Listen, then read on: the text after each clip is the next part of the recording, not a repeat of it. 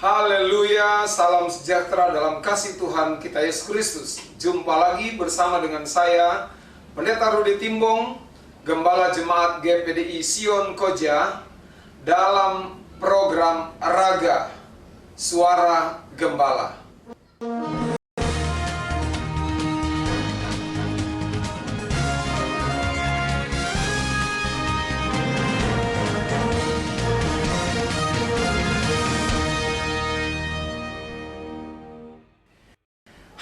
Hari ini banyak orang menjadi takut dikarenakan virus corona atau COVID-19. Makanya pemerintah menurunkan aturan untuk lockdown atau tinggal di rumah, mengisolasikan diri di rumah masing-masing sebagai bentuk memutuskan rantai virus yang berjalan di hari-hari ini. Kita takut akan aturan yang telah diturunkan. Sebab kalau kita keluar rumah atau kita melakukan aktivitas dengan berkumpul banyak orang, maka berpotensi untuk tersebarnya virus corona kepada orang lain. Kita takut akan hal itu. Tetapi ada satu perintah Tuhan lewat kebenaran firman Tuhan dalam Amsal pasal 3 ayat 7-8. Alkitab berkata seperti ini, takutlah akan Tuhan dan jauhilah kejahatan. Itulah yang akan menyembuhkan tubuhmu dan menyegarkan tulang-tulangmu. Takut akan Tuhan itu hal yang utama. Alkitab berkata, orang takut yang akan Tuhan akan mendapat kebijaksanaan, akan menjadi bijaksana.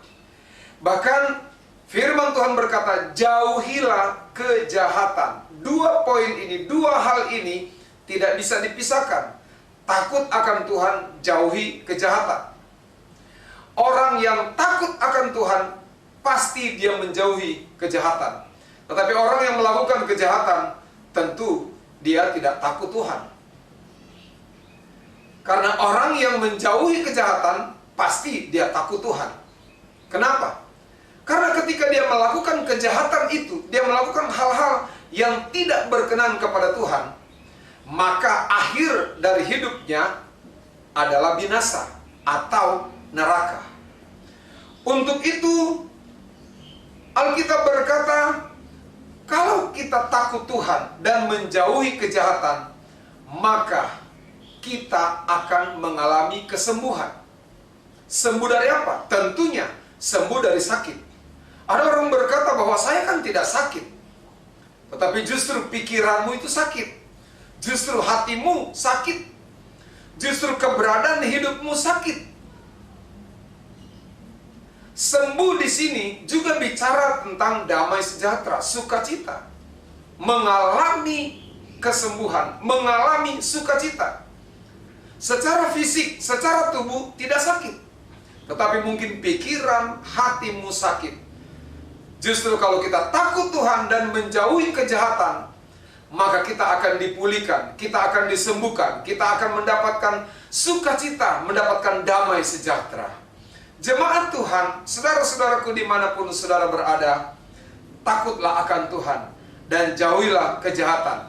Maka Alkitab berkata, Tuhan akan menyembuhkanmu, Tuhan akan memulihkan hidupmu, bahkan menyegarkan tulang-tulangmu. Haleluya. Artinya kita akan dipulihkan dan mendapatkan semangat baru untuk terus bertahan, untuk terus tetap setia, untuk terus melayani Tuhan dan mengiring akan Tuhan. Haleluya. Percayalah, firman Tuhan menyegarkan kita dan memberikan semangat bagi kehidupan kita. Haleluya. Tuhan Yesus memberkati.